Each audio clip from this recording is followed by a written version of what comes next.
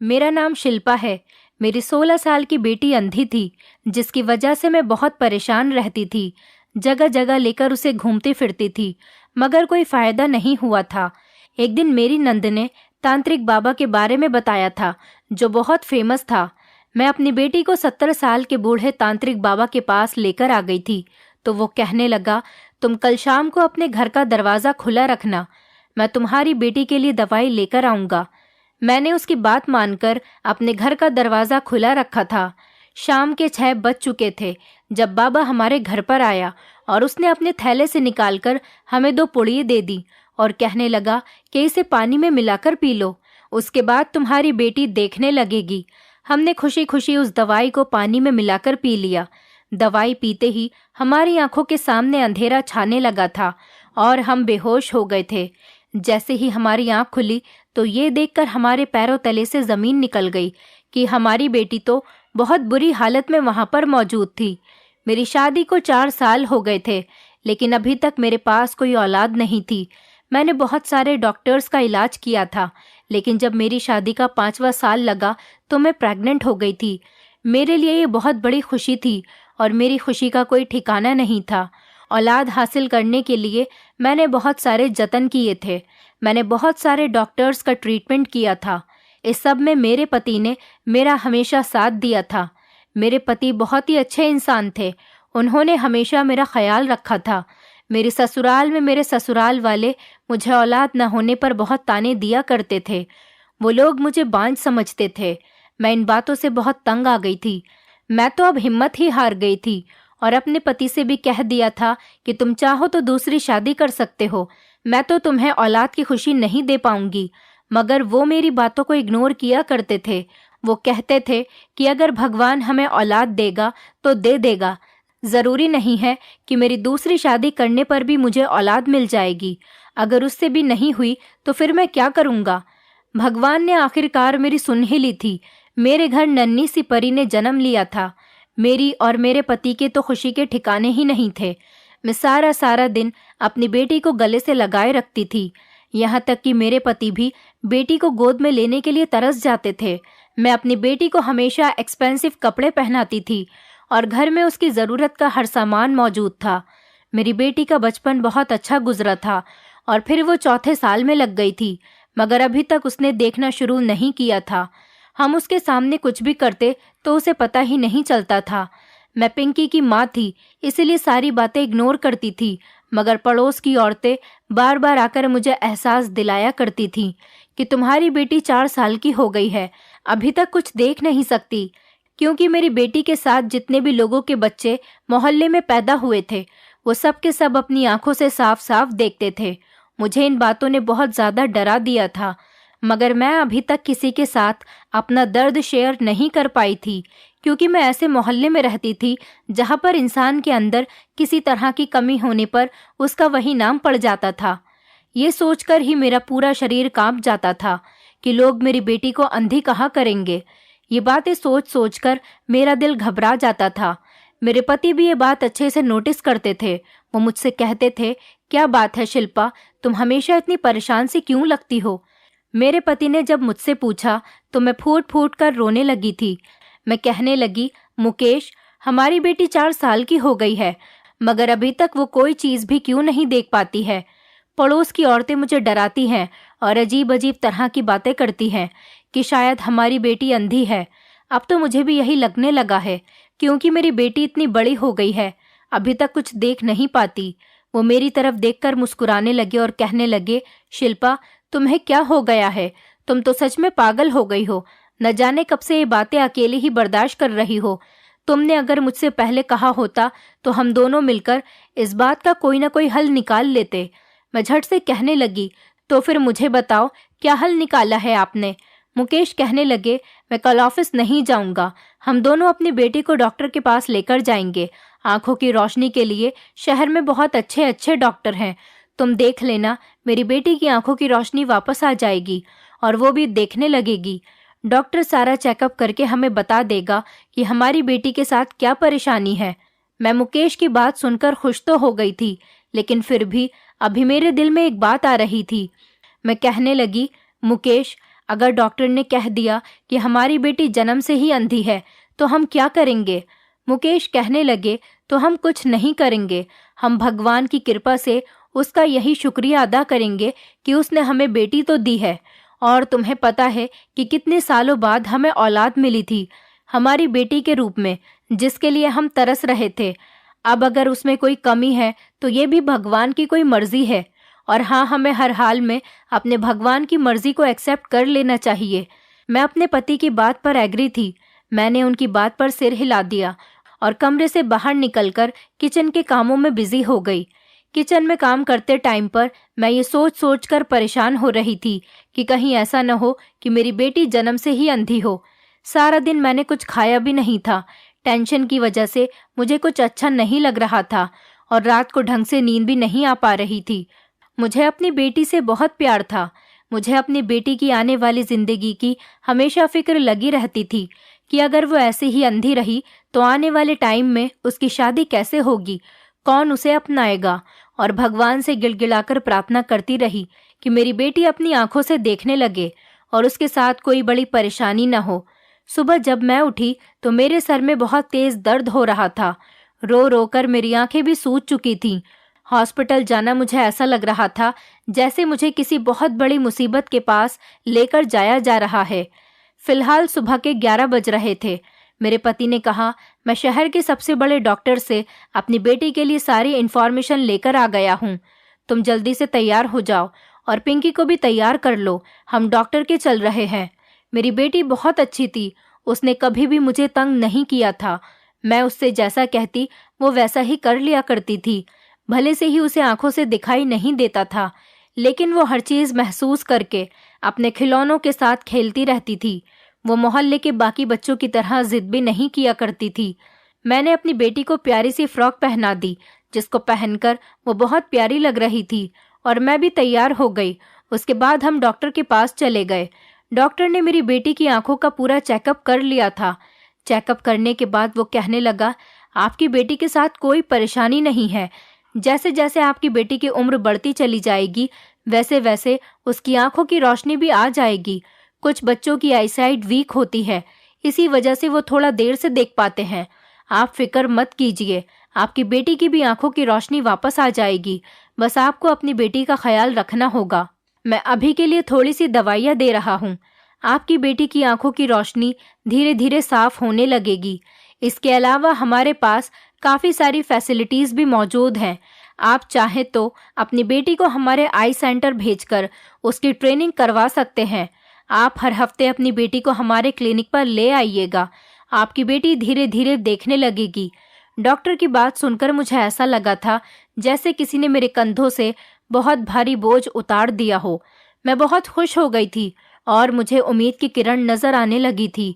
इसलिए अपने पति से कहने लगी कि आप हमें शॉपिंग मॉल लेते चलिए, मुझे पिंकी के लिए अच्छे अच्छे कपड़े खरीदने हैं। और फिर मेरी बेटी ने जिस जिस कपड़े को कहा मैंने उसे वो कपड़ा दिलवा दिया। उसने अपने लिए थोड़े से टॉयज भी लिए थे। उसने टॉयज पर खुद अपनी मर्जी से हाथ रखा था और उन्हें पसंद किया था। जब से पिंकी पैदा हुई थी मैंने खुद पर ध्यान देना ही बंद कर दिया था। मुझे ना तो पहनने का होश था और ना ही ओढ़ने का। मैं खुद पर बहुत कम ध्यान दिया करती थी। बस मुझे हमेशा अपने पति और बेटी की ही खुशियों की फिक्र लगी रहती थी।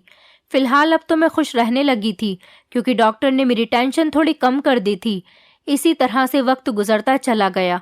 हमने उस डॉक्टर पर बहुत पैसा खर्च किया। जिस तरह से चेकअप करने को वो कहता हम हमेशा वैसा ही कर लिया करते थे, यही सोचकर कि शायद हमारी बेटी देख सके। लेकिन धीरे धीरे मेरी बेटी अब 7 साल की हो चुकी थी और उसने अभी तक कुछ भी देखना शुरू नहीं किया था। मैंने मुकेश से कहा, अब हम उस डॉक्टर के पास अपनी बेटी को बिल्कुल भी नहीं लेकर जाएंगे। हम अपनी बेटी को किसी और अच्छे डॉक्टर को दिखाएंगे। फिर ऐसा हुआ कि हमने शहर का कोई भी डॉक्टर नहीं छोड़ा। यहाँ तक कि कोई हमें दूसरे शहर के डॉक्टर की भी राय देता तो हम अपनी बेटी को वहीं लेकर चले जाते थे। लेकिन हर जगह हमें मायूसी के अलावा कुछ भी हाथ नहीं लगता था। उसके बाद हमारे किसी रिश्तेदार ने हमें सजेस्ट किया कि आप डॉक्टर को छोड़कर किसी होम्योपैथिक डॉक्टर को दिखाइए। किसी दूसरे बच्चे ने भी इसी तरह से देखना शुरू किया था। वो डॉक्टर बहुत अच्छा है, तुम देखना तुम्हारी बेटी भी देखने लगेगी। अब मुझे एक नया रास्ता दिखाई दे गया था और मैं उस रास्ते की तरफ चलने लगी थी। कई साल हमारे इसी तरह से बर्बाद हो गए थे और फिर हम वेद, तांत्रिक, इन लोगों पर अपना पैसा बर्बाद करने लगे थे। और ऐसे ही करते करते मेरी बेटी 14 साल की हो गई थी, मगर अभी तक उसे कुछ दिखाई नहीं देता था। मेरे पति की जितनी भी सैलरी होती थी वो सारी हम पिंकी के इलाज पर खर्च कर दिया करते थे, इसलिए हम अपने बुढ़ापे के लिए सेविंग भी नहीं कर पाए थे। मेरी बेटी अब धीरे धीरे जवान हो रही थी और वो इतनी खूबसूरत हो रही थी कि मैं उसे दिल भर के देखने से भी डरती थी कि कहीं मेरी बेटी को मेरी ही नज़र न लग जाए। हमारे आस पड़ोस के लोग भी मेरी बेटी की खूबसूरती की तारीफ किया करते थे और सब लोग यही कहा करते थे कि शिल्पा की बेटी पिंकी बहुत खूबसूरत है। अगर ये बेचारी देखती भी होती तो इसके घर पर अभी से ही इसके रिश्ते आने शुरू हो जाते। लोगों की ये बातें सुन सुनकर मेरा दिल जलता रहता था। मेरी उम्र इतनी नहीं थी, लेकिन ज्यादा टेंशन लेने की वजह से मेरे चेहरे पर झुर्रियां आने लगी थी और मैं एजिड लगने लगी थी। एक दिन हमारे साथ एक बड़ा अजीब हादसा हुआ था। एक दिन हम अपनी बेटी को लेकर एक वैद्य के पास गए थे। उन्होंने मेरी बेटी को कुछ खाने के लिए दिया और कहने लगे कि कुछ दिनों के बाद ही तुम्हारी बेटी देखने लगेगी। हमने वैद्य जी को उनकी फीस दी और वापस आने के लिए खड़े हो गए थे और बाहर निकले तो एक अजीब सा हादसा हो गया था। हमारे सामने ही एक 18 साल का लड़का अपनी साइकिल पर जा रहा था। एक तेज रफ्तार कार उसे टक्कर मारकर आगे बढ़ गई। वो जवान लड़का जमीन पर गिर गया था और उसके सर से बुरी तरह से खून बह रहा था। मुकेश भागकर उस लड़के के पास गए। उन्होंने आसपास खड़े कई लोगों को मदद के लिए बुलाया, लेकिन उसकी हेल्प करने के लिए कोई भी आगे नहीं बढ़ रहा था। बड़ी मुश्किल से एक रिक्शा वाला उस लड़के को अस्पताल लेकर जाने के लिए राजी हुआ था। हम उसे अस्पताल लेकर गए तो डॉक्टर ने अपना इलाज करना शुरू कर दिया था। फिर मैं अपनी बेटी को लेकर घर आ गई थी, जबकि मुकेश रात भर उस लड़के के साथ अस्पताल में ही रहे थे। जब वो वापस आए तो उन्होंने बताया कि उस लड़के की हालत काफ़ी सीरियस थी और वो कोमा में चला गया था और उस लड़के के पास ऐसी कोई भी चीज़ मौजूद नहीं थी जिससे उसकी पहचान की जा सकती थी या उसकी फैमिली को उसके बारे में इन्फॉर्म किया जा सके। मैंने उस लड़के के लिए बहुत सारी प्रार्थनाएं की थीं। न जाने वो लड़का किस माँ का बेटा था और उसकी माँ उसके लिए कितना परेशान हो रही होगी। कुछ दिन मेरे पति इसी तरह अस्पताल जाते रहे और उस लड़के का इलाज चलते चलते जब वो कुछ रिकवर हुआ तो मेरे पति उसे हमारे घर पर लेकर आ गए थे। उस लड़के के सर पर पट्टी बंध रही थी। मैंने अपने पति की तरफ घूरते हुए देखा तो वो उस लड़के को गेस्ट रूम में छोड़कर आए थे और कहने लगे, शिल्पा, ये लड़का होश में तो आ गया है, लेकिन अपनी याददाश्त तो खो चुका है। डॉक्टर ने कह दिया है कि हम इसको डिस्चार्ज कर देते हैं और धीरे धीरे इसका ट्रीटमेंट चलता रहेगा तो इसकी याददाश्त भी वापस आ जाएगी। तब तक मुझे इसे यहाँ लाने के अलावा और कोई रास्ता नजर नहीं आ रहा था। ये कहाँ जाता, जबकि अभी तक इसकी फैमिली से भी कोई नहीं आया था। किसी ने शायद इसे ढूंढने की भी कोशिश नहीं की थी। मुझे इस लड़के की बहुत फिक्र सता रही थी, इसीलिए मैं इसको अपने साथ लेकर आ गया। इस लड़के को अपना नाम तो याद आ गया है। इसने अपना नाम विहान बताया है। मेरे पति बहुत परेशान लग रहे थे, फिर भी मैंने उनकी तरफ देखते हुए कहा, मुकेश, आपको नहीं पता कि हमारी बेटी जवान है। तो वो कहने लगे कि अभी ये लड़का बीमार है, जब तक ये ठीक हो जाएगा तब तक मैं इसके लिए कोई ना कोई ठिकाना ढूंढ ही लूंगा। मैंने सिर हिला दिया था। मुझे भी उस लड़के की हालत देखकर उस पर तरस आता था, इसीलिए मैं भी उसका ख्याल रखने लगी थी। वो बहुत प्यारा लड़का था और मैं उसको देखकर सोचती थी कि अगर भगवान मुझे एक औलाद और देता और वो बेटा होता तो आज मेरा परिवार पूरा हो जाता। शायद मेरा बेटा इसके जैसा ही होता। मैं जब भी उसका कोई काम किया करती तो वो मुस्कुराकर मुझे थैंक यू बोलता था। जहाँ तक मेरी बेटी पिंकी की बात है तो वो लड़का मेरी बेटी को आंख उठाकर तक नहीं देखता था। मुझे उसकी शराफत ने बहुत इम्प्रेस किया था। इसी तरह 1 महीना गुजर चुका था और वो लड़का धीरे धीरे चलने भी लगा था। मैं अपने कमरे में टीवी देख रही थी और मेरी बेटी उस टाइम पर सो रही थी तो वो लड़का मेरे कमरे में ही आ गया था और मुझसे कहने लगा, आंटी, क्या मैं आपसे एक बात पूछ सकता हूँ? मैंने कहा, हाँ हाँ बिल्कुल, ज़रूर पूछो, क्यों नहीं। तो वो कहने लगा, आंटी, मुझे ऐसा क्यों लगता है जैसे आपकी बेटी देख नहीं सकती। क्या आपको नहीं लगता कि आपकी बेटी इतनी बड़ी हो गई है, आपको उसकी आंखों की रोशनी के लिए कुछ करना चाहिए। विहान की बात सुनकर मेरी आंखों में आंसू आ गए थे। मैंने उससे कहा, बेटा, मेरी बेटी अंधी है और वो देख नहीं सकती। ये बात सुनकर विहान की आंखें फटी की फटी रह गई थी। मैं कहने लगी, जब वो 4 साल की थी तब से ही मैं उसका इलाज करवा रही हूँ। अब वो 14 साल की हो गई है, लेकिन अभी तक कोई फायदा नहीं है।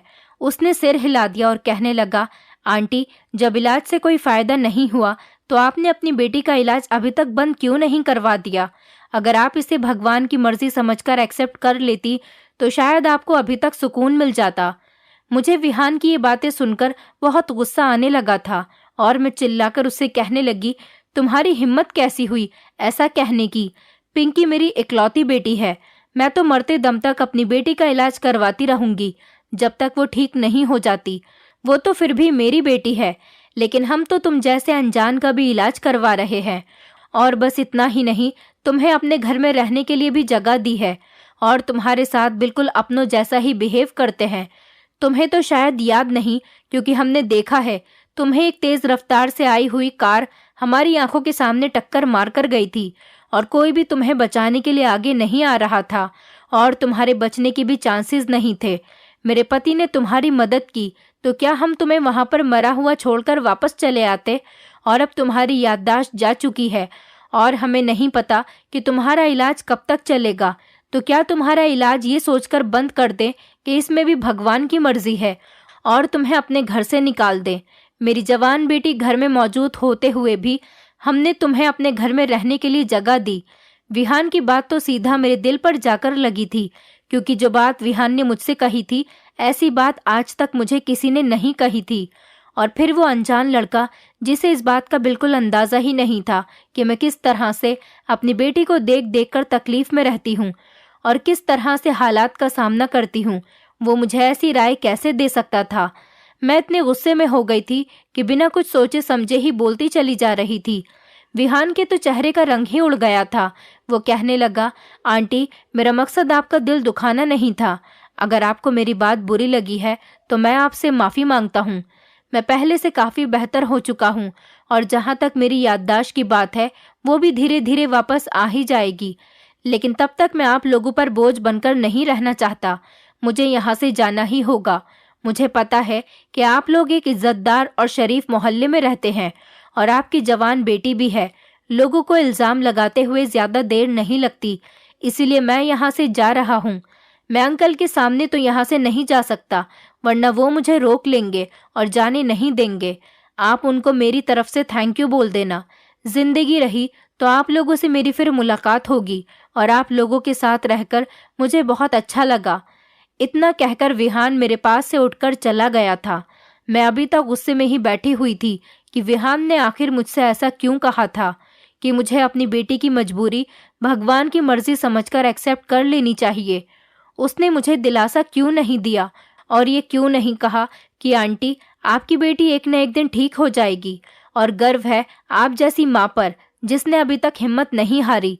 आप ऐसी माँ हो जिसने अपनी भी परवाह नहीं की और अपनी बेटी के इलाज में किसी तरह की कोई कमी नहीं की। मैं ये सारी बातें सोचती चली जा रही थी और रोती चली जा रही थी। मेरी बेटी थोड़ी देर के बाद सोकर उठ गई थी और वो कुछ परेशान सी लग रही थी। मैंने पूछा, क्या हुआ है? तो वो कहने लगी, माँ, ऐसा लग रहा है विहान भैया घर में मौजूद नहीं है। माँ, आखिर विहान भैया कहाँ पर चले गए? और अगर वो घर में ही है तो फिर मुझसे बात क्यों नहीं करते? मैंने पिंकी से कहा, बेटा तुम आराम करो, वो यहीं कहीं होगा। मैंने इस बात को इग्नोर किया और अपने काम में लग गई। मेरी बेटी फिर मुझसे बार बार विहान के बारे में पूछने लगी, तो मैंने उससे कह दिया, बेटा वो ठीक हो गया था, इसलिए अपने घर वापस चला गया। अब वो हमारे घर कभी नहीं आएगा। मैंने महसूस किया था कि मेरी बेटी एकदम से ही उदास हो गई थी। उसकी आंखों में आंसू आने लगे थे और वो मुझसे कहने लगी, माँ, विहान भैया को इस तरह से हमारे घर से नहीं जाना चाहिए था और वो मुझसे मिलकर भी नहीं गए। मेरी बेटी को उसके साथ लगाव हो गया था क्योंकि वो मेरी बेटी के साथ बातें करता था। ये बात कहकर मेरी बेटी अपने कमरे में चली गई थी। उसके जाने के बाद जैसे मैं कुछ होश में आने लगी थी। मुझे अपने किए पर पछतावा होने लगा था। न जाने मैंने उस लड़के के साथ इतना बुरा कैसे कर दिया था कि वो मेरा घर ही छोड़कर चला गया था। अब अगर इस बारे में मेरे पति को पता चल जाता तो वो मुझसे बहुत नाराज होते, और विहान के जाने से मेरी बेटी भी उदास हो गई थी। मैं बहुत ज़्यादा परेशान हो चुकी थी। शाम को मेरे पति जब ऑफिस से घर पर आए तो उन्होंने घर आते ही सबसे पहले विहान के बारे में ही पूछना शुरू किया था। मैं घबरा गई थी और कहने लगी, विहान की याददाश्त वापस आ गई थी, इसलिए वो अपनी फैमिली के पास वापस चला गया। मेरे पति की आंखों में शिकवा साफ नजर आ रहा था। वो कहने लगे, शिल्पा, मुझे विहान से ऐसी उम्मीद नहीं थी, कहीं तुमने तो उसे कुछ नहीं कह दिया। मैं घबरा गई थी और अपनी नजरें चुराने लगी थी। मुकेश कहने लगे, शिल्पा, मुझे वो लड़का बहुत अच्छा लगने लगा था। ऐसा लगने लगा था जैसे वो मेरा अपना ही बेटा हो। चलो, अच्छा हुआ वो ठीक हो गया। वैसे भी बस एक ना एक दिन उसे अपनी फैमिली के पास जाना ही था, लेकिन बस मुझे उससे ये शिकायत रहेगी कि वो आखिरी बार मुझसे मिलकर भी नहीं गया। भगवान करे वो जहाँ हो खुश रहे। मैं अपने पति के पास से उठकर किचन में आ गई थी। कुछ दिन इसी तरह से गुजर गए थे। मुकेश ने मुझसे उसके बाद विहान के बारे में कोई बात नहीं की थी, क्योंकि उनकी एक बहुत अच्छी आदत ये थी कि वो मुझे ज़्यादा शर्मिंदा नहीं किया करते थे। हमेशा मेरी गलतियों को माफ़ कर दिया करते थे और इग्नोर करने की कोशिश करते थे। लेकिन मैं विहान के लिए अंदर ही अंदर से बहुत टेंशन में आ गई थी। वो एक बहुत अच्छा लड़का था। उसका बिहेवियर बताता था कि वो किसी पढ़े लिखे और अच्छे परिवार से बिलोंग करता होगा। पिंकी भी विहान के जाने के बाद बहुत खामोश खामोश सी रहने लगी थी और मैं उसकी इस हालत को अच्छी तरह से देख सकती थी। फिर मैं ये भी नहीं समझ पा रही थी कि उसकी ये हालत किस तरह से हो गई। अब घर में बहुत ज़्यादा उदासी का माहौल छा गया था। एक दिन हमारे घर पर मेरे पति की छोटी बहन आई थी। उसकी शादी बिजनौर में हुई थी, इसलिए वो 2 दिन के लिए हमारे घर पर आई हुई थी। आज उसके जाने का दिन था। शाम के 4 बजे तक वो अपने घर जाने वाली थी। उसने मुझे बताया कि भाभी, आपको पता है, हमारे बिजनौर में रहने वाले ही एक तांत्रिक बाबा यहाँ पर आपके शहर में आए हुए हैं और वो यहाँ पर कुछ लोगों की परेशानियाँ हल करने के लिए आए हैं। उनकी उम्र और तजुर्बा बहुत ज़्यादा है। वो लोगों का इतना अच्छा इलाज करते हैं कि बेउम्मीद लोग भी उनसे उम्मीद लगा बैठते हैं। गूंगे बोलने लगते हैं और अंधे देखने लगते हैं। वो पैसे तो थोड़े ज़्यादा लेते हैं, लेकिन काम अच्छा करते हैं। और वैसे भी आप तो अपनी बेटी पर अब तक काफ़ी सारे पैसे खर्च कर चुकी हैं। आपने तो अभी तक पिंकी के लिए कोई भी इलाज नहीं छोड़ा है। मुझे उम्मीद है कि तांत्रिक बाबा के इलाज से हमारी पिंकी भी देखने लगेगी। मैं अपने नंद की बात सुनकर बहुत खुश हो गई थी और मुझे उम्मीद की एक किरण नजर आने लगी थी। ऐसा लग रहा था जैसे कई दिनों के अंधेरे के बाद थोड़ी रोशनी नजर आने लगी है। मैं कहने लगी, काजल, क्या वो तांत्रिक बाबा इतना अच्छा है कि मेरी बेटी ठीक हो जाएगी और वो अपनी आंखों से देखने लगेगी? तो वो कहने लगी, भाभी, उस तांत्रिक बाबा के तो हमारे बिजनौर में बहुत चर्चे हैं और वो यहाँ पर सिर्फ 1 महीने के लिए ही आया है। इससे पहले वो यहाँ से चला जाए, आप उसका फ़ायदा उठा लो और ज़रूर हमारी पिंकी उससे ठीक हो जाएगी। आपको पता है, मेरी देवरानी के पास भी औलाद नहीं हुई थी। शादी के पूरे 9 साल बाद जब उसका इलाज तांत्रिक बाबा से करवाया, उसके बाद उसने एक बेटी को जन्म दिया। अपनी नंद से ये बात सुनकर मुझे उम्मीद जागती हुई नजर आ रही थी। मैंने काजल से उस तांत्रिक बाबा के बारे में सारी इन्फॉर्मेशन ले ली थी। शाम के 4 बजे तक मेरी नंद अपने पति के साथ अपने ससुराल बिजनौर चली गई थी और उसके बाद मेरे पति ऑफिस से जब घर पर आए तो मैंने उनको अपनी नंद काजल के बताए हुए तांत्रिक बाबा के बारे में बताया। मैंने अपने पति को बताया, मुकेश, आज काजल बता रही थी कि बिजनौर से हमारे शहर में एक तांत्रिक बाबा आया हुआ है। उनके इलाज से हर कोई ठीक हो जाता है। मैं चाहती हूँ कि आप मेरे साथ चलो। हम अपनी बेटी को भी उस तांत्रिक बाबा के पास लेकर जाएंगे। मुझे उस तांत्रिक बाबा से बहुत उम्मीद लग रही थी, मगर तांत्रिक बाबा को लेकर मुकेश का बिहेवियर कुछ अजीब सा लग रहा था। उन्हें ये सब कुछ अच्छा नहीं लगा था। मैं कहने लगी, मुकेश, तुम पैसों की परवाह मत करो, मैं अपना जेवर बेच दूंगी, लेकिन अपनी बेटी का इलाज करवा कर ही रहूंगी। मुकेश कहने लगे, शिल्पा, क्या आज तक मैंने कभी पैसों की परवाह की है? मैं तो ये सोचकर परेशान हो रहा हूँ कि हमने अपनी बेटी को आज तक कितनी दवाइयाँ खिलाई हैं, कितने जतन किए हैं, लेकिन आज तक किसी चीज़ का भी कोई असर नहीं हुआ। ये ना हो कि आने वाले टाइम में हमारी बेटी पर कोई परेशानी खड़ी हो जाए। मुझे तो मुकेश की बातों में विहान का चेहरा नजर आने लगा था। वो बिल्कुल उसके जैसी ही बातें कर रहे थे। मैं गुस्से में उठकर खड़ी हो गई थी और मैंने मुकेश से कहा, मुझे कुछ नहीं पता, कुछ भी करके आप कल ऑफिस से जल्दी आ जाएंगे और मुझे उस तांत्रिक बाबा के पास लेकर जाएंगे। बस फैसला हो गया है, जैसा मैंने कहा है वैसा ही होना चाहिए। मुझे अच्छी तरह से पता था कि मुकेश कभी भी मेरी बात को नहीं टालते हैं। वो हमेशा मेरी उम्मीद पर खरे उतरे थे। अगले दिन वो ऑफिस से जल्दी ही छुट्टी लेकर आ गए थे। हम शाम के 4 बजे के टाइम पर अपनी बेटी को तांत्रिक बाबा के पास लेकर चले गए थे।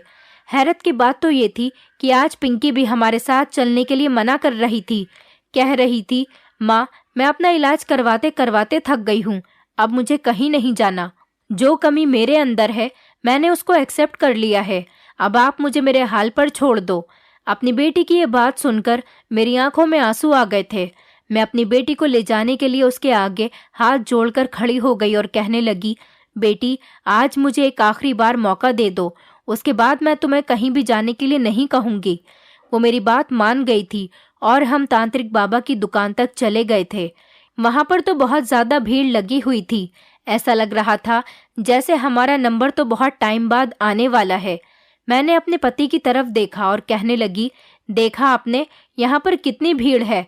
ये सारे लोग यहाँ पर अपना टाइम वेस्ट करने नहीं आए, इन लोगों को फायदा होता है तभी तो यहाँ पर आए हैं। मेरे पति भी गौर से भीड़ को देख रहे थे और उन्होंने सिर हिला दिया था। हमारा नंबर आने में अभी बहुत देर थी क्योंकि बहुत लंबी लंबी लाइन लगी हुई थी।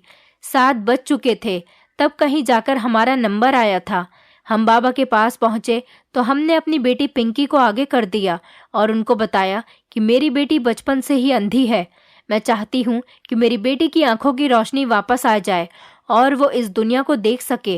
तांत्रिक बाबा ने जैसे ही मेरी बेटी को देखा, उसके चेहरे पर एक अजीब सी मुस्कुराहट आ गई थी। वो मुस्कुराकर कहने लगे, बहन, तुम अपनी बेटी को बिल्कुल ठीक जगह पर लेकर आई हो। तुम्हारी बेटी मेरे लिए बहुत स्पेशल है। मैं इसका इलाज भी स्पेशल तरीके से ही करना चाहता हूँ। तुमने देखा है, सारे लोगों का इलाज मैंने उन्हें यहीं बुलाकर ही किया, लेकिन तुम्हारी बेटी का इलाज मैं तुम्हारे घर पर आकर करना चाहता हूँ।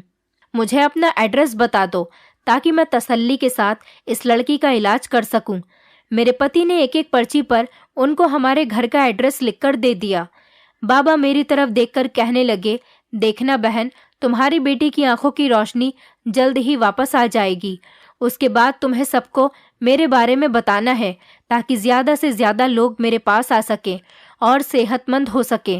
तुम कल को अपने घर के दरवाजे खुले रखना, मैं तुम्हारे घर पर पहुंच जाऊंगा। मैं बड़ी खुशी खुशी वहां से वापस आ गई थी, लेकिन मेरे पति मुकेश वो कुछ उदास से नजर आ रहे थे। मुझसे कहने लगे, शिल्पा, मुझे बाबा कुछ ठीक नहीं लग रहा, मुझे तो वो शक्ल से ही ढोंगी लगता है।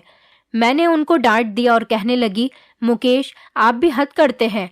आखिर आपने उनकी ऐसी कौन सी हरकत देख ली जो आपको वो अभी से ही ढोंगी नजर आने लगे? आप तो पहले से ही उन पर यकीन नहीं कर रहे थे। अब अगर ऐसा ही रहा तो हमारी बेटी का इलाज कैसे होगा? मुकेश ने कहा, चलो ठीक है, तुम्हारी मर्जी, जैसा दिल चाहे वैसा करो। मैंने मुकेश को सख्ती से मना कर दिया था कि आप आस पड़ोस में भी किसी को इस बारे में मत बताना कि हमारे घर पर तांत्रिक बाबा आने वाले हैं और हमारी बेटी का घर आकर इलाज करेंगे। इस तरह से अगर लोगों को पता चलेगा तो फिर लोग हमारे घर पर आ जाएंगे और मेरी बेटी का इलाज ठीक तरह से नहीं हो पाएगा। मुकेश मेरी बात को अच्छी तरह से समझ गए थे और मैं बहुत ज़्यादा खुश थी कि चलो मेरी बेटी अब बिल्कुल ठीक होने वाली है। मैंने अपनी बेटी से कहा, तुम बिल्कुल ठीक हो जाओगी तो हम दोनों माँ बेटी बाहर घूमने चला करेंगे और मैं तुम्हें खूब सारी शॉपिंग करवाऊंगी, मूवी दिखाऊंगी और पार्क में भी घुमाने लेकर जाया करूंगी। वो मेरी बात सुनकर हंसने लगी और कहने लगी, माँ, मैं भी सब कुछ देखना चाहती हूँ, आखिर ये दुनिया कैसी है। मैंने अपनी बेटी को तसल्ली दी और कहा कि तुम बिल्कुल ठीक हो जाओगी। मेरी बेटी भी यही चाहती थी कि वो ठीक हो जाए और अपनी आंखों से सब कुछ देख सके। फिलहाल मैंने अपने पति से कह दिया था कि वो नाश्ते का सामान लेकर आ जाए और मार्केट से खाना भी 1-2 वैरायटी का लेकर आ जाए। मैं चाहती हूँ कि बाबा हमारे घर से ही खाना खाकर जाएं और नाश्ता भी करें। मुकेश सामान लेकर आ गए थे तो अब हमें सिर्फ बाबा के आने का इंतजार था। मैंने अपने घर के दरवाजे खुले ही छोड़ दिए थे। ठीक शाम के 6 बजे बाबा और उनके साथ एक आदमी आया था। शायद वो उनका ही चेला था। मैं बाबा जी को गेस्ट रूम में ले गई थी। मैंने बाबा से कहा, बाबा जी आप पहले खाना खा लें, उसके बाद चाय नाश्ता कर लेंगे। वो मुस्कुराने लगे और कहने लगे, नहीं, पहले मैं आपकी बेटी का इलाज शुरू करूंगा, उसके बाद सब लोग मिलकर खाना खाएंगे। तुम्हारा पति कहाँ है? उसे भी इसी कमरे में बुला लो। मैं मुकेश को भी कमरे में लेकर आ गई थी। उन्होंने पिंकी को अपने सामने बैठा लिया था। फिर अपने थैले से 2 कागज की पुड़ियाँ निकाली और फिर मुझसे कहने लगे, जाओ 2 गिलास सादा पानी लेकर आओ। मैं जल्दी से 2 गिलास पानी लेकर आ गई। बाबा ने वो पुड़ियाँ दोनों गिलास में डाल दी थी और फिर कहने लगे, ये पानी अब तुम दोनों पति पत्नी पी लो। पानी पीकर तुम दोनों को अपनी बेटी की आंखों पर फूंक मार देनी है। मैंने तो वो पानी एक ही बार में पी लिया था, लेकिन मेरे पति को तो एक घूंट पीते ही फंदा लग गया था। वो कहने लगे, इसका टेस्ट बहुत खराब है। बाबा जी कहने लगे, ये क्या बात हुई? मैं तुम लोगों की बेटी का इलाज करने यहाँ पर आया हूँ और तुम इसको पीने में नखरे दिखा रहे हो। बहुत से लोग तो ये पानी क्या न जाने क्या क्या पी जाते हैं अपने बच्चों की खुशी के लिए। मैंने मुकेश को आंखें दिखाई और कहने लगी, जल्दी से पी लो। वो बेचारे मजबूर हो गए और गिलास को मुंह से लगाकर सारा पानी पी गए। थोड़ी देर ही गुजरी थी कि मेरा सर अचानक भारी होने लगा और मुझे चक्कर आने लगे। मेरी आंखें भारी होने लगी थी और मैंने पलटकर अपने पति की तरफ देखा तो उनको भी चक्कर आ रहे थे और उनका भी सर भारी होने लगा था। लेकिन वो बाबा हमें देखकर हंस रहा था। बाबा ने मेरी बेटी का हाथ दबोच लिया था और उसको पकड़कर खड़ा हो गया था। उसे अपनी तरफ खींचने की कोशिश कर रहा था और मेरी बेटी मम्मी पापा बचाओ कहकर जोर जोर से चिल्ला रही थी। वो अपना हाथ छुड़ाने की कोशिश कर रही थी, उससे भागने की भी कोशिश की, मगर बाबा के चेले ने उसका हाथ पकड़ लिया। बंद होती हुई आंखों से मुझे तांत्रिक बाबा में एक हैवान नजर आ रहा था और फिर मैं पूरी तरह से बेहोश हो चुकी थी और मेरी आंखों के सामने अंधेरा छा गया था। मगर मुझे ये एहसास हो रहा था कि मेरी बेटी बहुत बड़ी मुसीबत में है। मेरे कानों में लगातार मेरी बेटी के चीखने की आवाज़ें आ रही थीं, लेकिन मैं कुछ भी नहीं कर पा रही थी। न जाने कितने टाइम तक मैं और मेरे पति बेहोश रहे थे। जब मुझे होश आया तो मैं घबराकर उठ बैठी और चिल्ला चिल्लाकर अपनी बेटी को आवाज़ लगाने लगी। मेरी बेटी हाथों से महसूस करती हुई चलकर मेरे करीब आई तो मैंने उसको गले से लगा लिया। उसकी हालत बहुत ख़राब हो रही थी। बेटी की हालत देखकर तो मेरा शरीर बुरी तरह से कांप रहा था। डर की वजह से मेरी बेटी कुछ बोल भी नहीं पा रही थी, बस रोए जा रही थी। मेरी बेटी के कपड़े भी फटे हुए थे और वो बहुत रो रही थी, बहुत डर रही थी। मैंने जल्दी से मुकेश को उठाया और इधर उधर तांत्रिक बाबा को ढूंढने की कोशिश करने लगी। लेकिन जब मैं कमरे से निकलकर बाहर आई तो मैंने देखा कि हॉल में ही बाबा और उसका चेला कुर्सी से बंधे पड़े थे। मैंने अपनी बेटी की तरफ देखा और पूछा, क्या हुआ है बेटा? मुकेश भी होश में आ चुके थे। थोड़ी देर बाद ही हमारे घर के अंदर पुलिस भी आ गई थी। काफी सारे पुलिस इंस्पेक्टर हमारे घर में आ चुके थे। उन्होंने बाबा और उसके चेले को अरेस्ट कर लिया और अपने साथ लेकर चले गए थे। उनके पीछे विहान भी खड़ा हुआ था। मैं विहान की तरफ देखकर पूरी तरह से डरकर रह गई थी। मैं कहने लगी, विहान तुम यहाँ पर कैसे आ गए? यहाँ क्या हुआ था? वो कहने लगा, आंटी जब मैं कल आपके घर आया था तब आप लोग कहीं जा रहे थे। मैंने अपनी बाइक से आपका पीछा करने की कोशिश की और मैं आपका पीछा करते करते इस तांत्रिक बाबा की दुकान तक चला गया था। मैं वहां पर बाहर खड़ा हुआ आप लोगों का इंतजार कर रहा था। आप लोगों की नज़र मुझ पर नहीं पड़ी थी, लेकिन फिर अचानक मेरे घर से कॉल आ गई, इसलिए मैं अपने घर को वापस लौट गया था। हाँ, पर मैंने आप लोगों की बातें सुन ली थी कि आप लोगों के घर कल तांत्रिक बाबा आएगा और पिंकी का इलाज शुरू करेगा। मैं अपने घर वापस चला गया था। मुझे आप लोगों की अच्छाई ने बहुत इम्प्रेस कर दिया था। मैंने ठान लिया था कि मैं आपके घर वापस आऊँगा, क्योंकि ये तांत्रिक बाबा कोई अच्छा इंसान नहीं था। ये एक ढोंगी बाबा था जो लोगों को लूटता था और जवान लड़कियों की इज्जत खराब करता था।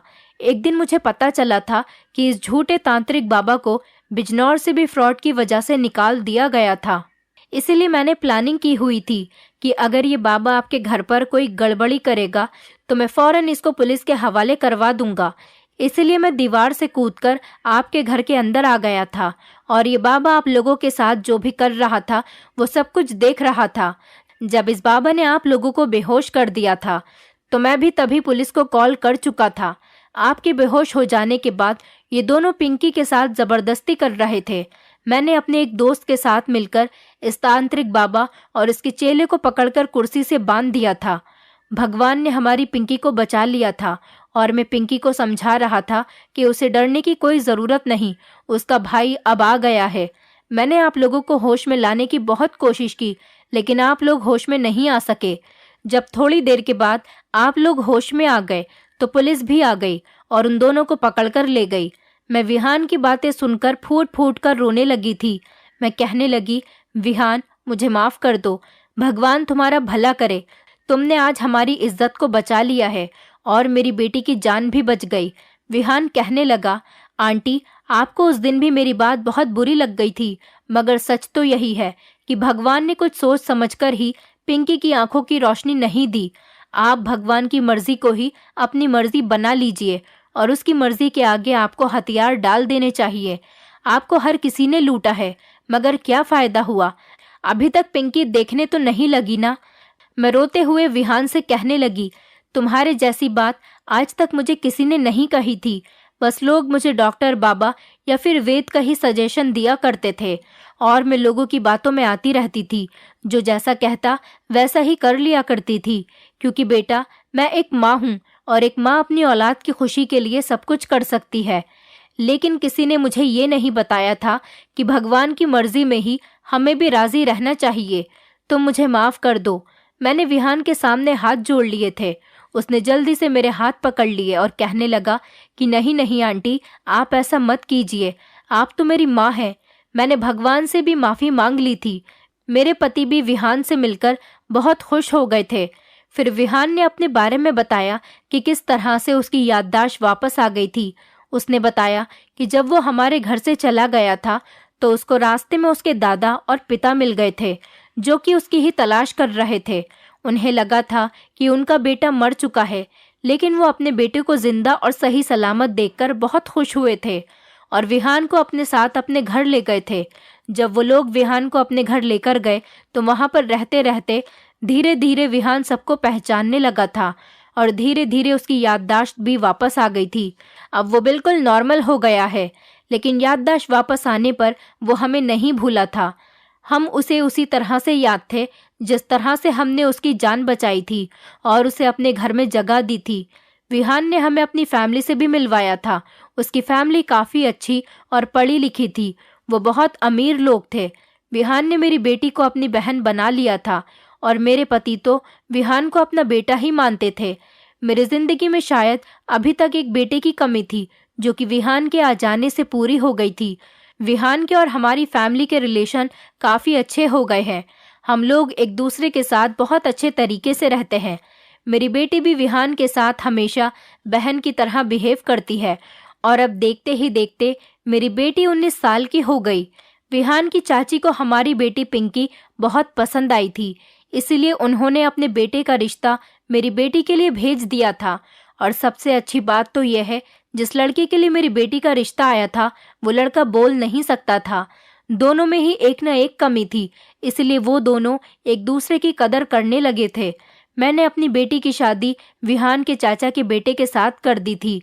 मेरी बेटी अपनी ससुराल में बहुत खुश रहती थी, क्योंकि वहाँ पर उसका ख्याल रखने वाले बहुत सारे लोग हैं। शायद मेरी बेटी के भाग्य में ऐसा ही लिखा था। उस लड़के में भी एक कमी थी और मेरी बेटी में भी एक कमी थी, जिस वजह से उन दोनों का नसीब एक साथ जुड़ा हुआ था और इसीलिए वो दोनों कभी एक दूसरे को किसी बात पर भी कम नहीं समझ सकते थे, क्योंकि दोनों ही किसी न किसी बात का शिकार थे। फिलहाल दोनों बच्चों की जिंदगी अच्छी गुजर रही है और जिस दिन से मेरी बेटी की शादी हुई है मैं अपनी बेटी की तरफ से बेफिक्र हो गई हूँ, क्योंकि मेरी बेटी को बहुत अच्छी ससुराल मिली है। दोस्तों, उम्मीद करती हूँ आपको हमारी कहानी पसंद आई होगी। कहानी पसंद आई है तो वीडियो को लाइक करें, चैनल पर नए हैं तो चैनल को सब्सक्राइब करें और हाँ, नोटिफिकेशन बेल को ज़रूर दबाएं ताकि अगली अपडेट सबसे पहले आपको मिले।